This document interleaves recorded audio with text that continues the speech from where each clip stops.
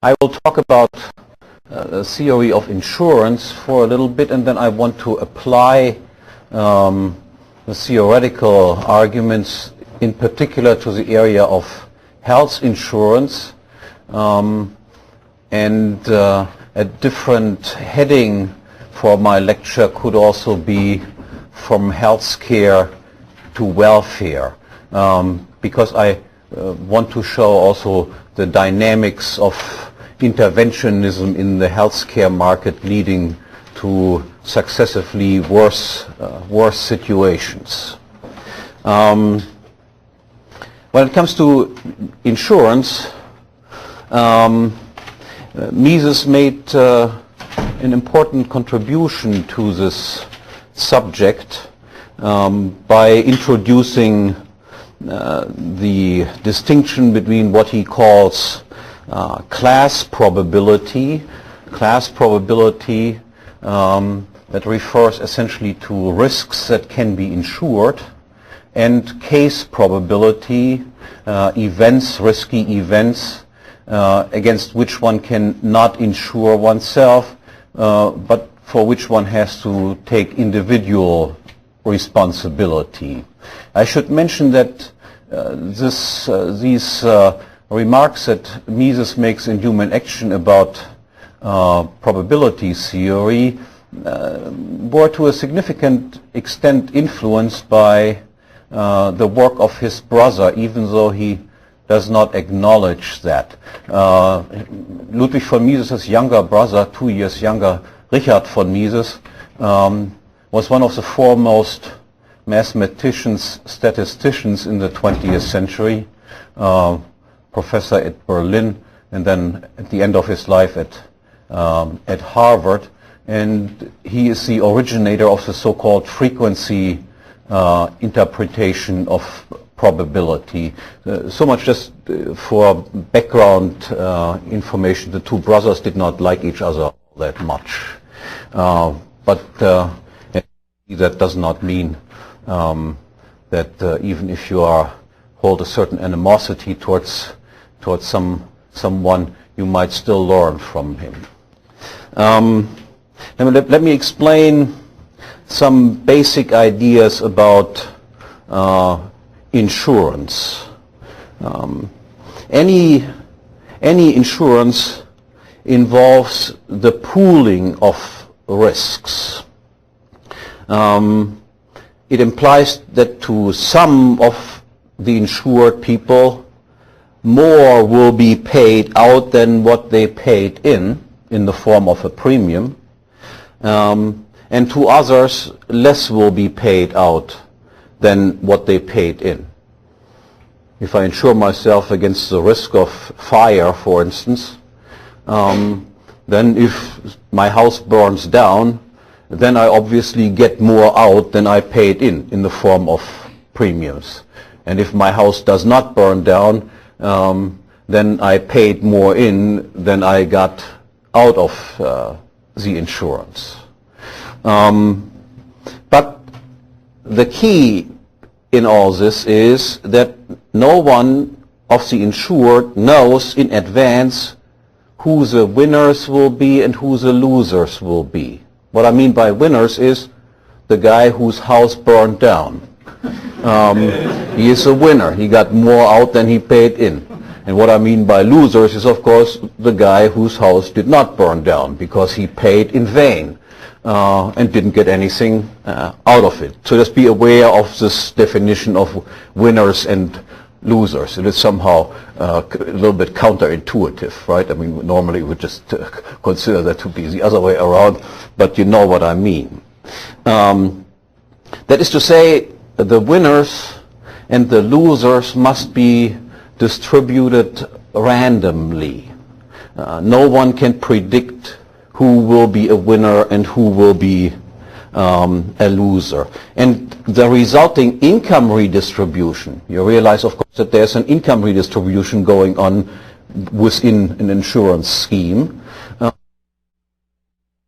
Distribution is unsystematic, unpredictable. Again, no one knows who will gain financially, so to speak, and no one knows who will lose financially. Otherwise, if the winners or losers could be systematically predicted, then the losers would not want to pool their risk with winners, but with other losers. And to give you an example of what I have in mind, let's assume we have an accident insurance, and the insurance company would pool my risk as a desk worker with the risk of a professional football player. And we are insured against getting bumps and broken bones and that sort of stuff. In that case, of course, it would be perfectly clear who will be the winner and who will be the loser. The football players, provided that we pay the same premium. If we would pay the same premium, then I can predict I will by and large subsidize the football players, because they have this risk occurring far more frequently than the risk occurs with me sitting behind the desk and rarely falling off my chair and hurting myself. So in this case, of course, it would be my desire to be that my risk be pooled only with other desk workers, and not with professional football players. Now, competition between different insurance companies brings about precisely this result. That is, brings about a result where no misclassification takes place, where no systematically predictable income redistribution takes place. Unless, of course, the motive of voluntary subsidies on the part of some of the insured is involved. Obviously, the example that I just gave with football players and desk workers, if I'm a fanatic fan of football players, then I might subsidize. But if I'm not willing to subsidize football players, then, as we will, in competition, eliminate all forms of systematic income redistribution. In order to see this, just assume that a company did misclassify individuals as falling into the same risk pool, into the same group, while in fact they should be sorted out into different groups, the groups of desk workers versus the group of football players. Now, a firm that engaged in such a misclassification would be quickly outcompeted by another firm that does not engage in this type of misclassification. Why is that? Another firm that would discover, oh, there's a different risk between for desk workers as compared to professional football players, could of course offer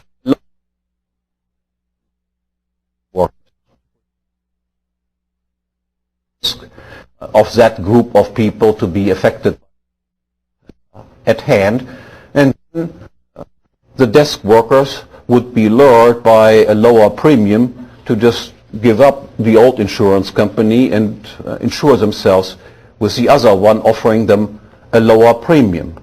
And the misclassifying insurance company, on the other hand, would be stuck with the professional football players and would of course be forced to raise the premium accordingly, so that a correct sorting of people would occur, and classes would correctly reflect the different risks of these different, the premiums would correctly reflect the different risks of the groups in question. Now, competition between insurance companies would then lead to ever more refined discrimination groups according to their actual group risks. Premiums would reflect the genuine insurance risk of these various groups and subgroups, and the price differentials, that is the differences in premiums, would reflect the different risks applying, the different degrees of risk applying to these various groups. Prices, premiums that have to be paid to the insurance companies, would on the average tend to fall, as they do in practically every area if there is no increase in the money supply.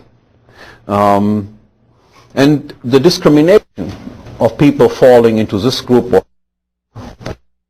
is based on numerous types of criteria. They might be based on regional, local, or geographical criteria, as for instance for flood insurance, hurricane insurance, earthquake insurance, and fire insurance. The likelihood of earthquakes is higher in some regions than it is others. The likelihood of being hit by tornadoes is obviously higher along the east coast than it is on the west coast, for instance. The likelihood of fire, again, might be different depending on the density of the population or the density of the allocation of housing units or the type of materials employed in these house constructions, and so forth. Or the discrimination, that is the distinction between different risk groups, might be based on biological or genetic criteria, such as sex, gender. Certain risks apply to women that don't apply to men. Certain risks apply to men that don't apply to women, and so forth. Women have a longer life expectancy than men have. What does that tell you? Genetic inheritance.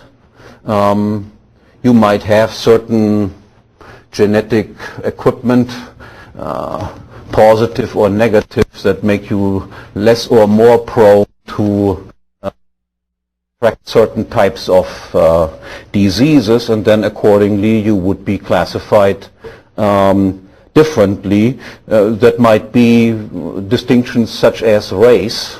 There exist, for instance, certain types of diseases that occur almost exclusively among blacks, and other diseases that occur almost exclusively among whites. So there might be those types of criteria that are used in order to distinguish between various groups, that classify individuals in groups. And finally, there might be, and you will see when I go along, that this is a more doubtful category. There might be behavioral criteria, such as being a drinker, or being a smoker, or being homosexual or heterosexual, or being in that occupation, or being in a different type of occupation. As far as these behavioral criteria are concerned, we will see that there's a certain amount of doubt will come up whether insurance can really be using these types of criteria. Now, the next question that I want to address is what sort of events, what sort of risks can we insure against? And on the other hand, what sort of events are uninsurable events? Now, Mises points out that there are, in fact, uninsurable risks. We can subgroup and subgroup and subgroup, but there are also risks where we have to say there is no grouping possible at all, no pooling of risks possible at all. Accordingly, no insurance is possible. Such risks be individually. Now, which ones? First, addressing the question, what are the insurable risks? What conditions must be fulfilled in order to speak of a risk as something against which we insure ourselves? And there Mises writes the following. That is what he calls class probability. So the condition that must be fulfilled in order to insurable risk is this. That means the insurer and the insured, assume to know, with regard to the risk concerned, everything about the behavior of the whole class or group of events. So I assume to know everything about the risk of the whole group. Okay? But with respect to any particular event, that is me getting sick, or you getting sick, or your house burning down, or my house burning down. With regard to any particular singular event or risk, we know nothing about it except that it belongs, that is a member of this class of risks about which we know all there is to know about. Okay. Let me give you an example. I must be in the following position. I assume to know everything based on long-run objective frequency distributions about the risk of hurricane damage to the residents of some specified territory. I have collected data over a long period of time. Now this area is hit that and such and such a frequency, and the damage is of such and such magnitude, and so forth. But about any particular individual or any particular dwelling, I know nothing except that he is a resident of this territory. Okay. The definition here, this definition of class probability, that at the same time are risks that are insurable. The definition implies the absence of any systematic redistribution, as I pointed out at the beginning. Because if I know nothing about any particular risk, except that this person or this dwelling is a member of some group with such and such a group risk, then all redistribution is of course random. And it applies also that the cases that are grouped together are in a way homogeneous. There's no distinguish between the various individual cases falling into the group. They all seem to be, and if they are homogeneous, that means to say that if insofar I know nothing about a particular individual within a group except that it belongs to this group, then, and insofar as that is the case, they are the same. They are homogeneous. And lastly, this definition implies some sort of accident character of the risk that is insurable. It is something that happens. We cannot predict to whom it will happen. It just accidentally happens. And all we know is how frequently the group as a whole is affected by it. Now, by exclusion then, we can find out what risks are uninsurable, what risks have to be assumed individually, where no pooling of risks is possible.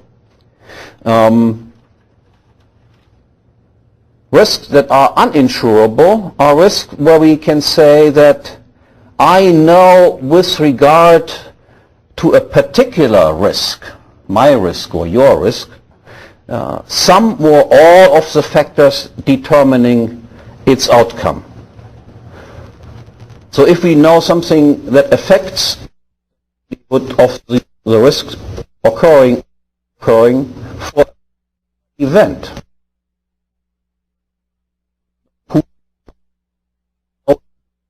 can be taken out against it. Each individual person must take precautions in order to protect itself against the risk himself. In which way can each individual person do this? Mostly, of course, by means of personal savings, for instance. Now, what I want to point out in the next step is when we look at to what sort of entities does this apply, that we know something about individual risks, then we can say this applies to the realm of individual actions. Individual actions are brought about by particular individuals with particular set of information, with a particular value scale, with particular technological knowledge, equipped with particular resources, their own property, which they use in order to engage in whatever action they engage. For actions, we always are in a position where we can distinguish between one individual and another, because each individual has, so to speak, different knowledge, different value scales, and so forth. I have control over my actions, and you have control over your actions. And because of this, every risk that may be influenced by my actions, and every risk that may be influenced by your actions, is strictly speaking uninsurable. And if something that was not controllable by our actions does become somehow controllable by our own actions, then something that was formerly insurable becomes an uninsurable event. Now, let's take a look at what that implies. Again, with respect to risks of the type of natural disasters, like floods and hurricanes and earthquakes and fires, insurance is obviously possible. The events are, so to speak, out of an individual's control. They are not the result of a purposeful individual action. I know nothing about my individual risk except that I'm a member of a group of individuals which as a group is affected by an objective risk frequency. On the other hand, take a risk like suicide. Can I insure myself against the risk of committing suicide? I certainly can insure myself against the risk of dying in the next year. But can I insure myself against the risk of committing suicide? And the answer is no, because I can, of course, bring this about at will, or I can also avoid it at will. Just imagine an insurance company would offer something like this. That would attract, of course, all potential suicide candidates. They insure themselves, then they just put a bullet in their head, and then their wives or kids would collect whatever is $1 million premium or payout that would be paid in case of such an event. Take the risk of my house burning down because I myself burned it down. That is, because I committed arson. Would an insurance company insure you also against the risk of committing arson, burning your own house down? And again, the answer would be no. You have perfect control, or at least semi-perfect control, over whether this event occurs or doesn't occur. This is something that falls into the realm of individual responsibility. Insurance companies would not cover risks such as this. Or take the risk of unemployment. You know, there exists something that is called unemployment insurance, but the fact that something is called some way does not mean that it is what it says it is. Unemployment insurance has, of course, nothing to do with insurance, because the risk of unemployment is also an uninsurable risk. What can we do in order to bring about employment individually, so to speak? Now, all I have to do is go to my boss, kick him in his behind, and I might lose my job. If my job is threatened, for instance, I might be willing to accept a wage cut, in which case my job might be preserved, whereas otherwise I might have to leave the job. So yes, I do have control over being employed or not being employed. If you run out and offer your labor services for 50 cents an hour, you will be surprised how many offers you will get to employ you for 24 hours a day. So this is not anything that can be insured against, because we have individual control over the likelihood of this risk occurring or not occurring. Or takes the risk of not feeling well in the morning and not wanting to get out of bed. Can we insure ourselves against this very unpleasant happening? And again, the answer is, I don't think you will find an insurance company that will take on cases such as this. And again, for exactly the same reason. This is something that we have control over. With respect to these risks that I just mentioned, we are definitely not in the position where we would or could say, I know nothing about the particular risk of not getting up, or of committing suicide, or of being unemployed, except that I am a person, and that all persons are afflicted by these risks with a certain frequency. Right? This is what would have to be the case in order to make these sorts insurable. I know nothing about you or me that would make a difference. We are all somehow afflicted by this risk in the same way. And we all know that that is manifestly untrue in the case, or in the cases that I mentioned. We do know considerably more about these types of risks: unemployment, suicide, not getting up in the morning, because we can make these events happen, or we can make these events not happen deliberately. Or take an example where the control is not as obvious. Can I insure myself against the risk of making business losses? That is, could I go to an insurance company and say, can you insure me against the risk of making a loss in my business that I'm engaged in? And the answer is, of course, again, this is a typical case that no insurance company would ever insure you against the risk. Because what can you do? What can each individual individually do? They can deliberately make losses.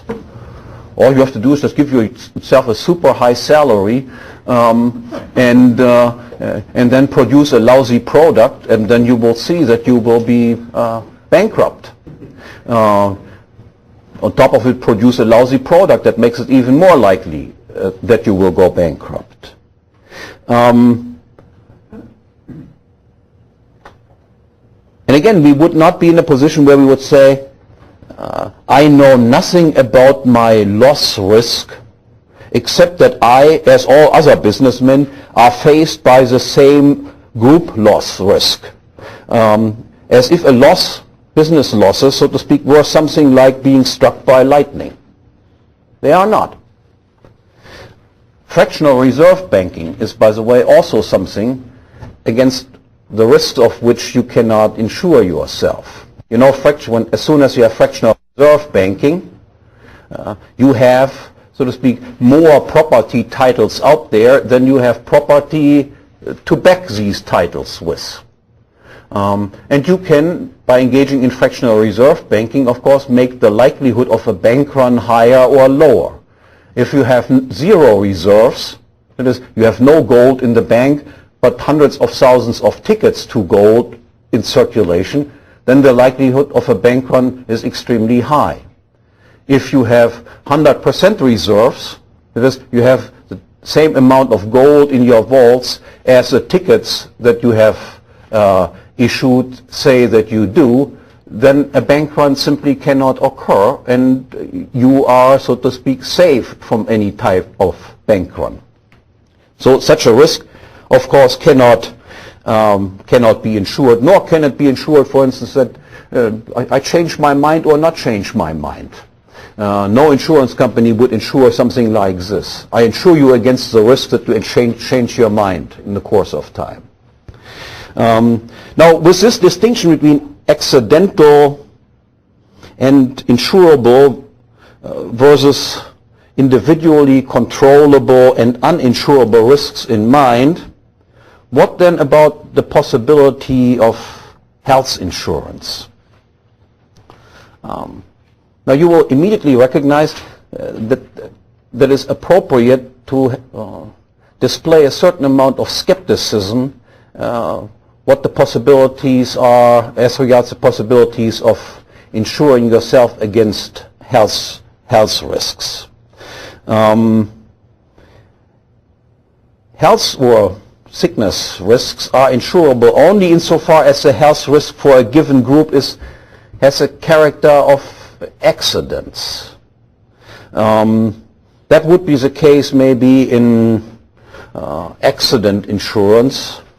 That might be the case in situations where you are struck by cancer. That might be the case where you are affected by sudden bodily malfunctionings.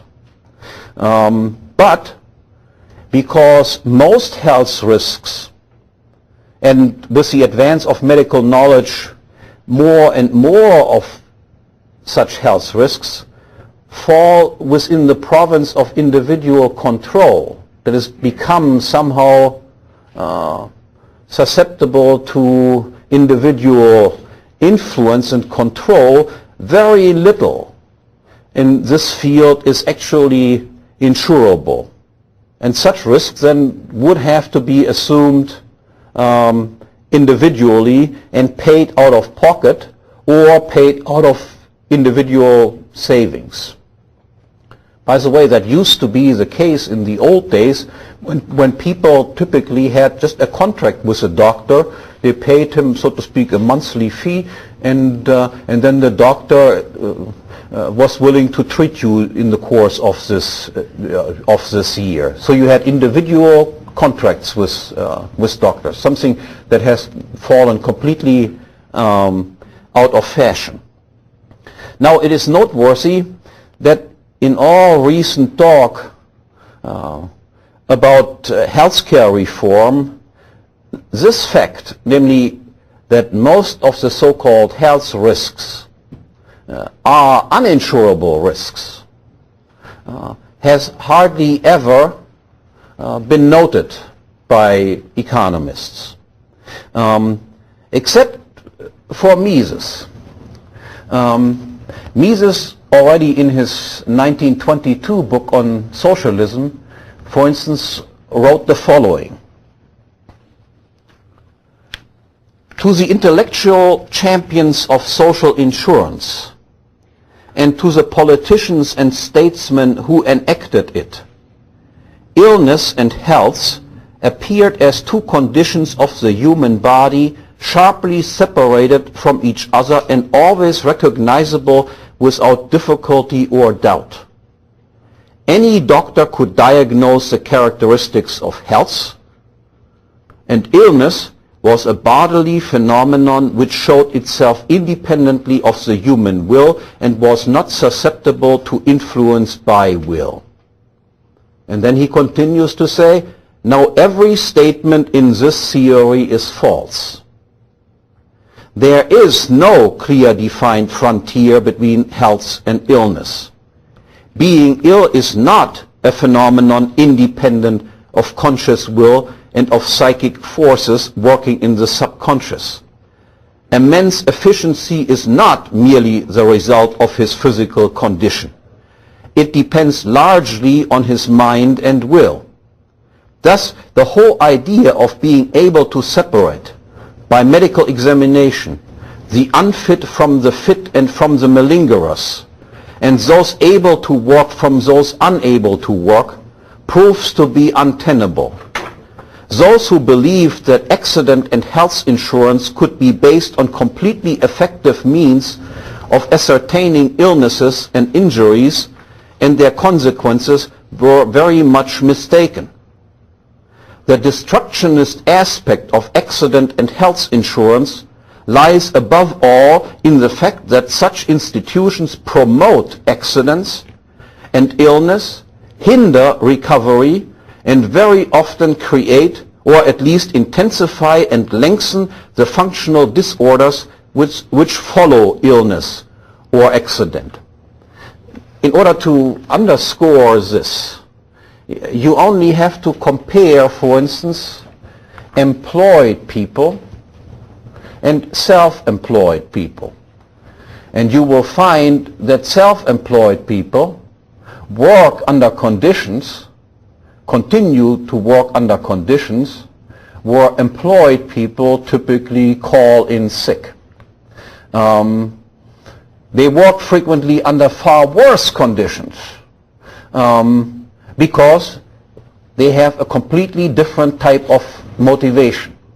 Underscoring Mises' point, being sick or being not sick is not just something that we can take a glass at and look at and then determine it is present or it is not present. It is something that is influenced to a high degree by the willingness to continue working despite certain problems that you might have with your body or by your unwillingness to do that. Now, in light of this then, as far as health is concerned, one would expect that most health risks are assumed individually. And insurance, which always involves the pooling of risks, the forming of groups, would be limited to the accident variety of risks, of foreign-induced damage, of course with strictly limited coverage. There would be no coverage of newly discovered risks, for instance, and of course with clearly specified payments, generally in the form of indemnity payments, cash payments, and possibly, but most likely this is considered to be less attractive by most clients, in the form of in-kind services that would be provided by specified facilities, provider facilities. Any further expansion of insurance in health matters would, if it takes place at all, be severely restricted to cases of small groups of people who, as buyers of identical individual health maintenance services from a specified provider, are thereby made extremely homogeneous. That is, if you have a very small group of people who all keep an eye on each other, that there are no people malingering around, then health insurance might be possible too. For very large groups where you cannot control whether people are pretending to be sick or are really genuinely sick, for all large groups that is essentially impossible. Now if we look at the present reality of health insurance, then it is easy to recognize that this present situation has very little to do with the operation of free markets and the operation of freely competing insurance companies. Has very little to do with what we would expect from a freely operating insurance market to be brought about. In the medical insurance field, numerous uninsurable risks are in fact covered by the insurance industry. And I'll name a few as we go along. And in addition, manifestly different risk groups are grouped together in a joint pool, which yields, of course, a systematic, predictable income redistribution from lower to higher risk groups. The coverage in some cases is even undefined, especially in Medicaid and Medicare, and open-ended. And payments, respectively the service that you get, service amounts are likewise unspecified. It is not clear exactly what they will offer. In some cases, Medicaid and Medicare, covered is whatever it costs to do a certain thing. The governmental insurance programs are paying the bill, as if you had a house and your house burned down and your house cost only $150,000 and you are only insured for $150,000, as if you would now be able to build yourself a $250,000 house. Now, what is the reason for this perversion that exists in the current insurance industry? Insuring uninsurables and falsely grouping individuals. Now, this has been brought about by intervention into the health insurance market. Insurance against uninsurables and the non-discrimination between different risk groups is a result mostly of state mandates that have been imposed on the insurance industry. That is, if you want to operate an insurance company, you have to fulfill certain criteria that the government tells you. You can only operate if you do this and this and that. And now I want to read you some of these mandates. The number of these mandates has risen from 8 mandates that existed in 1965 to close to 1,000 mandates in the early 1990s. In the meantime, I'm sure there are far more than that. Now, these mandates, for instance, include the following. Insurance companies must cover the treatment of alcoholism in 49 states. Now, it should be perfectly clear that you cannot say of every person. We only know that you are a person, and some persons are affected by alcoholism. Some people are not prone to this affliction, and others are. In some families, you have just a run through the generations of alcoholics, and in others, you never had a single case. Nonetheless, whenever you take out insurance, you are covered with this. Even if you know that never applies to me and will never apply to me because I don't drink any alcohol at all, nonetheless you have to pay the premium also in order to cover those for whom this risk exists. Drug addiction is covered in 27 states. That is if you want to operate as an insurance company in 27 states, you must cover this type of risk. It should be, again, perfectly clear that this is not a risk that applies to everyone equally. There should be at least subgrouping done. If not, it should be entirely excluded as uninsurable. The use of chiropractors is covered in 45 states. The use of podiatrists, foot doctors, is covered in 30 states. According to my non-systematic experience, I think women tend to have more foot doctor problems than men do, but that might not be the case. My personal experience. Psychologists, to go to a shrink, is covered in 36 states. Now, it should be perfectly clear that some people like to go to shrinks. So if you're bored at home, nobody's there to talk to, why not go to a shrink? Health insurance will pay for it. And I know other people who would never go to a shrink. I mean, they might be in the deepest crisis of their life, but nonetheless, they wouldn't want to talk to somebody else, a strange person, about their private problems that they might have. Regardless of what type of person you are, if you are this shy type that would never go to a shrink ever, you must pay the price. You have to pay the bill also for those who love to go to them. Social workers, the same. Again, some people like to go to social workers, others despise social workers, would never set foot into a social worker's office. But you must pay the bill regardless whether you belong into this group or not. Georgia requires coverage for heart transplants.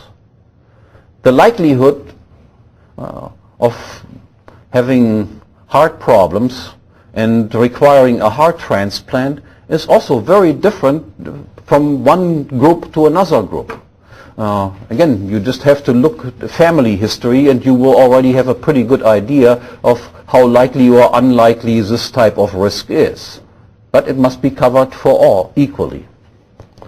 Now we come into crazier things. Illinois requires that liver transplants have to be covered. So this is a subsidy, so to speak, for alcoholics.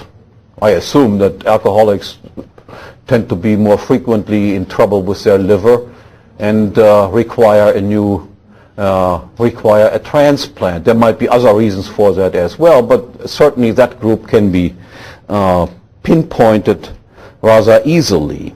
In Minnesota, the cost of hair transplants must be covered.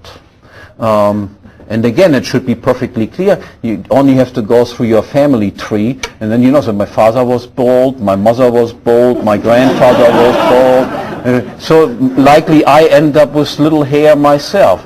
In my family, they all had hair until they died. So I'm pretty sure that this is a risk that never applies to me. In California, marriage counseling has to be covered. As you can imagine, you say once we come to the crazy states like California, more crazy rules appear. All these Hollywood types who have constant marriage problems and go to dozens of them, they of course get then subsidized by those who stay with the same woman all their lives. Pastoral counseling is covered in Vermont, and listen to this, sperm banking in Massachusetts. Again, that is a fitting tribute to the state of Massachusetts, that they have finally just made the decision that this is a worthy cause. So I'm pretty sure that the likelihood of people acting as sperm donors is also very different. Nonetheless, whether you plan to just give your sperms away or not, you have to pay for others to give them away. In more than a dozen states, and with a rapidly increasing tendency, insurers may not ask any AIDS-related question. Here we come to an instance of, so to speak, uninsurable risks. Yes, you don't contract AIDS if you live like a Catholic nun. That is as likely as being hit by lightning. But you can also engage in lifestyles where the contracting of AIDS becomes relatively high. Nonetheless, no questions related to this topic can be asked. In Washington, D.C., for instance, HIV testing is prohibited by all insurers. That is, you can come with a pre-existing condition and the insurance company is forced to just cover these pre-existing conditions. In California, non-discrimination between any genetic trait is mandatory.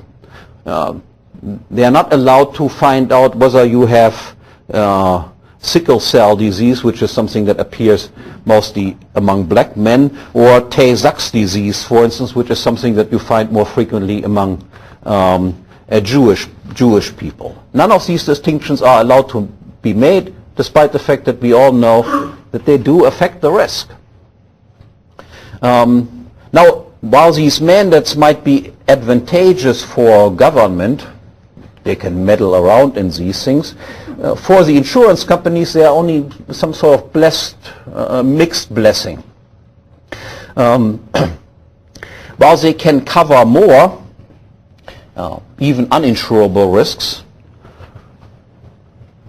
but while they do this, the cost and premiums must be continuously raised, and thereby larger and larger numbers of individuals are driven out of the insurance market altogether, and do without any type of insurance, even for genuine insurance risks, because they just don't want to pay these high premiums that all cover things that simply do not apply to them.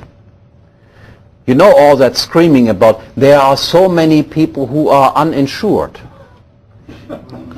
That there are so many people who are uninsured is the result of the perversion of the current insurance system that requires people to be insured against things which for most of us do not apply to us.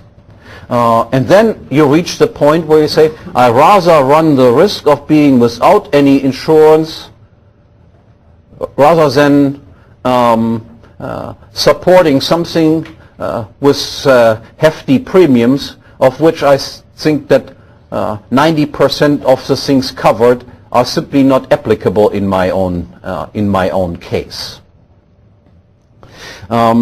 So what is then the next step in the interventionist process? The next step, which has not been taken in the United States, but of course in many other countries it has been taken, is because people drop out of the insurance and the premium for those remaining in the insurance pool go higher and higher, you now make health insurance mandatory.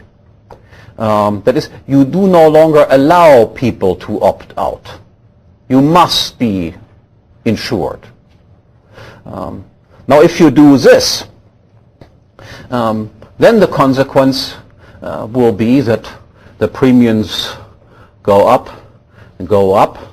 We have situations where when insurers make losses, then they only have to appeal to the government and point out, look, last year we made losses, allow us to increase the premium, and because it is easy to make losses, they make losses almost constantly, and in the consequence of making the losses, appeal and appeal and appeal again to the government, the premiums must be raised. So what does the government do then when the premiums go up and people get madder and madder and madder? Then, again, this is a step that has not been taken in the United States, but in many places it has, in Great Britain, Canada, and so forth. Then they introduce price controls.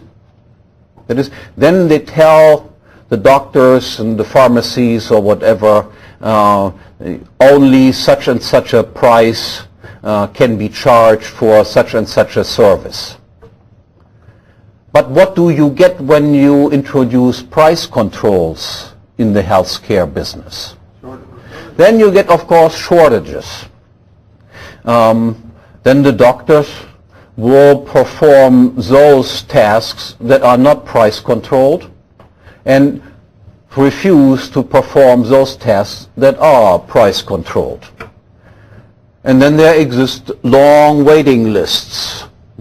Long waiting list of people who want to get a kidney or want to get a heart transplant or want to have whatever, their bunion operated on their foot or whatever it happens to be. And when you have these shortages, what is then the next step that governments typically take? Now then they begin to ration. So then they make up lists of good diseases and bad diseases, of things that deserve relatively quick treatment and things that are bad and deserve no treatment at all. So the government then comes eventually into the position of deciding about life and death of people. You have political diseases, then you are permitted to live. If you have politically incorrect diseases, then you will be on the waiting list. And once you move up to place 101, you will likely be dead and never reach place number 1.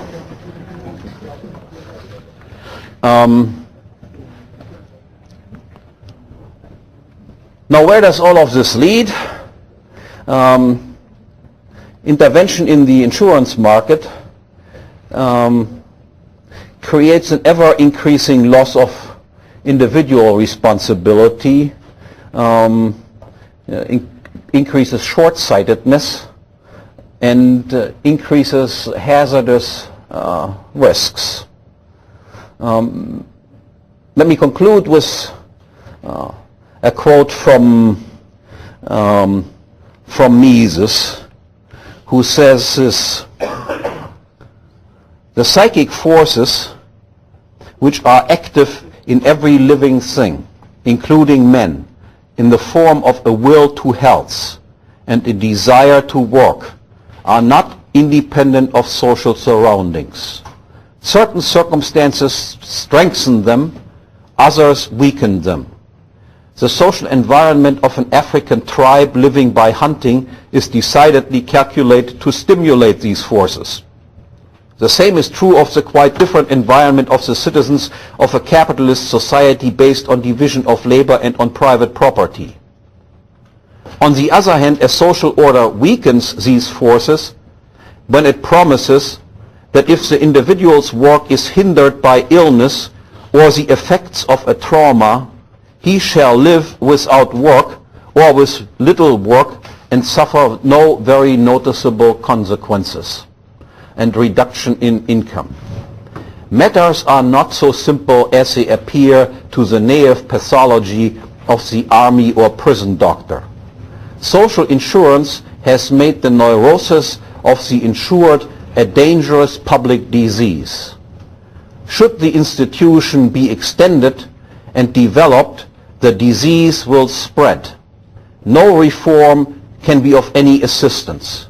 We cannot weaken or destroy the will to health without producing illness." Thank you very much.